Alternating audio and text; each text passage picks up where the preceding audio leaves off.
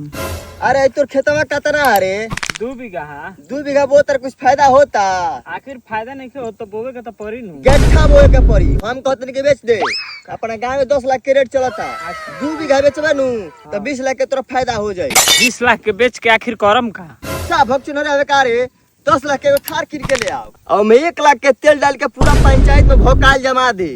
9 लाख रुपए जोन बचता ओकर से मुखिया के चुनाव लड़जू। अगर जे मुखिया के चुनाव जीते तारे तो 2 करोड़ रुपया तोरा खाता में आजी। ऐसा 100 बीघा खेत तोरा लिखा जाई।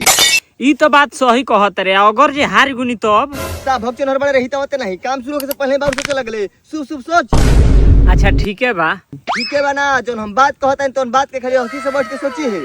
ये तो डर था हमरा ये बात के बाकी खेतो बेचा जी मुखियो ना जीतब तो हमारा पेट कहाँ से चली। अरे ला भक कहि के ना जीते तो का बोल कोटा होता नु 5 किलो राशन तो मिलता नु ला टेंशन में रहता रे। जोन हम बात करते तो बात कर सोची और फिर से इहो बात सही है कहत रे। अच्छा रुक में हरारू से सलाह लेते हैं।